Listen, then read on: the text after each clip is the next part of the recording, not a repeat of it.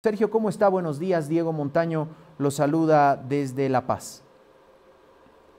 Hola Diego, muchas gracias por la invitación. Un saludo a la audiencia de Piedra, Papel y Tinta. Un saludo desde la Asamblea Legislativa Departamental de Cochabamba. A usted las gracias por atender nuestro requerimiento. Asambleísta, hace poco menos de una hora el presidente promulgó la ley, diputados y Senado también. En la tarde habrá una sesión oficial de la Asamblea. Se baja o se da el pitazo inicial. ¿Ya avanzaron con algo en la Asamblea Legislativa Departamental de Cochabamba?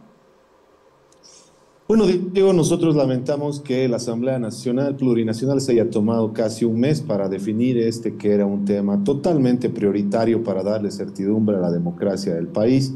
Seguramente esto ha pasado por los cuoteos que hay entre estas cuatro facciones en las que está lamentablemente dividida el gobierno. Por un lado, Unidad Nacional, que el PDC, que los seguidores de Rodrigo Paz, que los de Lara.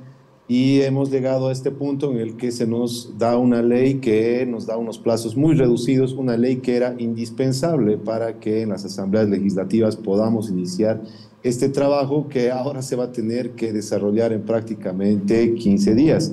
Esta normativa era indispensable y nosotros no hemos podido avanzar en absolutamente nada, puesto que ahí estaban definidos y están definidos ahora recién los requisitos, los plazos, las modalidades de elección. Y es por ello que el día de mañana se está convocando a sesión de pleno en nuestra asamblea para emitir horas después o seguramente inmediatamente la convocatoria para esta selección de estos cuatro cargos que en el caso de Cochabamba tenemos que elegir para renovar el órgano electoral departamental y darle certidumbre a la gente para la realización de estos comicios. En el caso de las asambleas legislativas departamentales, usted nos decía, en Cochabamba mañana habrá sesión. Si mañana se lanza la convocatoria será publicada recién el viernes y por lo tanto la presentación de los documentos de las y los aspirantes a partir del sábado. Nosotros vamos a actuar de la manera más inmediata posible, vamos a ver la viabilidad de que la publicación sea incluso por medios digitales, en función del tan reducido plazo que se nos está dando, estimado Diego, pero además de estas condiciones que establece esta normativa, que nos señala que la selección debe ser por 2/3 de las asambleas legislativas departamentales, que además amenaza con el castigo de que si no llegamos a ponernos de acuerdo en estos 15 días, va a proceder el órgano electoral a prácticamente tomar los tribunales departamentales y a designar funcionarios interinos para que lleven a cabo las elecciones. Y nosotros, por supuesto, que no queremos llegar a este extremo. Estamos ya ahora mismo comenzando el diálogo político con las fuerzas que componen nuestra Asamblea Legislativa para dar celeridad y actuar muy rápidamente para que en estos 15 días se presenten los mejores cochabambinos, cochabambinas, a estas funciones. Los requisitos, por cierto, son los mismos que establece la ley en el caso de los vocales nacionales: ser mayor de edad, tener más de 30 años al momento de haber asumido el cargo, tener formación académica en una profesión relacionada al ámbito electoral, no tener, por supuesto, pliegos de cargo ejecutoriados, sentencias. Son requisitos que ya se nos podrían haber estado adelantando, como nosotros hemos solicitado de manera formal a diputados y a senadores para que comencemos a delinear nuestra convocatoria específica, y sin embargo no ocurrió aquello. De hecho, tenemos la misma ley porque la hemos podido conseguir prácticamente bajándola a internet. Si bien el presidente hace minutos ha promulgado la normativa, no se nos ha hecho conocer de manera oficial el contenido de esta ley, pero bueno, no nos vamos a hacer tampoco a los desentendidos porque tenemos la urgencia de cumplir con esta tarea para darle certidumbre a la realización de unas elecciones que nosotros pensamos, Diego, están en riesgo por esta actitud de cuoteo que seguramente se va a extender en el caso de los vocales nacionales y que además está en riesgo por un tema presupuestario que ha sido denunciado por el propio órgano electoral plurinacional. Asambleísta, usted nos decía que la normativa y el reglamento para los departamentos implica también la votación por 2/3. ¿Nos puede comentar cuántos asambleístas forman parte de la Asamblea Legislativa Departamental de Cochabamba? ¿Qué fuerzas políticas están? Y si tiene en la cabeza la cantidad de representantes de cada una de estas fuerzas. Somos 34 legisladores departamentales en Cochabamba, Diego.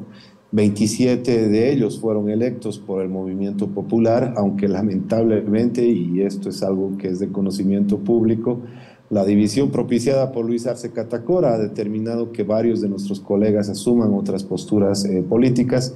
Tenemos también representación de 6 colegas de la sigla Súmate, que es del actual alcalde Manfred Reyes Villa, que también de manera lamentable se han ido dividiendo con el paso del tiempo, no tienen una bancada establecida. Tenemos asimismo un representante del movimiento Tercer Sistema, de Félix Pazzi. Con todos ellos ya se ha convocado una reunión de bancadas más bien, para delinear lo que va a ser la convocatoria, aprobarla de manera muy rápida mañana, en horas de la mañana, e emitir de inmediato la convocatoria y proceder a un proceso transparente que llegue al Pleno y sea aprobado por 2/3. En primera instancia, este es un trabajo de la Comisión Primera de nuestra Asamblea Legislativa Departamental, que vela todos estos temas institucionales, y las ternas por cada uno de estos 4 cargos que hay que elegir van a ser elevadas a continuación al Pleno para que por 2/3 se emita la lista oficial que vaya rumbo a La Paz, a la Asamblea Legislativa Plurinacional. En total son 12 cargos los que tenemos que elegir para la renovación de nuestro Tribunal Electoral, y yo pienso que con la amenaza de esta ley, de que si no actuamos en este plazo, aunque reducido, pues seguramente vamos a poner nuestro mejor empeño para tener una elección limpia, transparente, participativa, plural y sobre todo prácticamente casi de consenso entre todos los colegas que formamos parte de esta institución. Son 4 vocales departamentales, nos decía 12 que tienen que formar parte de esta terna, es decir, tienen que dar una opción de 3 opciones por cada vocalía, ¿o cómo son las ternas? Es tal cual, Diego, por cada vocalía que va a estar vacante desde el próximo 19 de diciembre. Nosotros tenemos que presentar una lista de 3 nombres, con lo que en sumatoria son 12 personas las que nosotros debemos elegir de acuerdo a los marcos que ha establecido esta normativa, que bueno, en el caso de la Asamblea Plurinacional se señala que no va a haber examen. En nuestro caso también nosotros deberemos analizar las modalidades de elección, puesto que eso no está establecido en el caso de nuestras asambleas departamentales. Es un proceso de discusión que ya lo estamos iniciando para sesionar mañana y que todo transcurra de manera normal y dar un ejemplo además al país en su conjunto, puesto que, y te puedo asegurar, Diego, este proceso se va a seguir empantanando una vez que estas fuerzas políticas que tanto les ha costado ponerse de acuerdo en comisiones, en comités, en directivas, entren seguramente a este proceso de negociación. Ahí seguramente el PDC, Unidad Nacional, los seguidores de Paz, los seguidores de Lara van a querer imponer a sus representantes y no estamos tan seguros de que esto vaya a prosperar de manera tan rápida, Diego. Y además en medio asambleísta existe una amenaza latente que viene de parte de algunas agrupaciones ciudadanas que se han sentido excluidas por la ley de convocatoria a las elecciones subnacionales, aquellas que obtuvieron su personería jurídica, pero no dentro de los plazos de los 90 días previo a la convocatoria. El caso de, por ejemplo, esta mañana hablábamos con César Dockweiler, que decía que si el Tribunal Supremo Electoral no le da la razón, ellos denuncian 144 días de retraso, de, diríamos, cajoneo de todo el trámite de esa agrupación, van a recurrir al Tribunal Constitucional Plurinacional, que ya no hay autoprorrogados, pero que también está ahí el fantasma latente asambleísta. El riesgo de la judicialización de estas elecciones es todavía totalmente latente, Diego, en función de que nosotros creemos que no se ha acabado la manipulación de la justicia por parte del poder político.